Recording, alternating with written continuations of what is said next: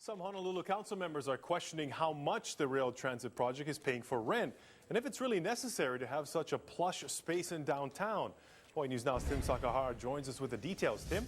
Well, Sean, the offices are nice, much nicer than the council members' own offices. But HART says they just moved into what was available 4 years ago. This is where the Honolulu Authority for Rapid Transportation employees work. The offices are occupied by engineers, architects, financial analysts, and more. Their main role is oversight over the nearly $5.5 billion rail project. Now, more than $100,000 from that budget is going to rent. For 2 floors in the Ali'i Place building, the city is paying $1.3 million a year. This is the best place to be right now. From the offices, you can see down to Honolulu Hale, where some council members think there had to be some other options for office space. I don't believe it was fully exercised to the fullest, rather, that they looked for office space outside of downtown Honolulu. HART says employees need to be close to Honolulu Hale and the Capitol to testify at hearings. And they also would have used existing city space if there was any.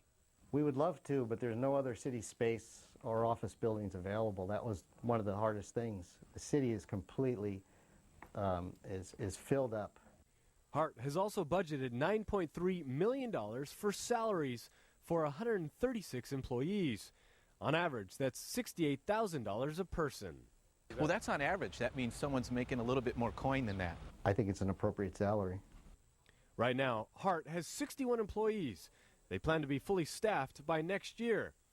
3 council members have asked for a full list of names, duties, and salaries for the HART staff to see if that many people are truly necessary or if they're just riding the gravy train. I haven't yet seen anything that justifies that number of employees. We're bringing on the appropriate people at the appropriate time.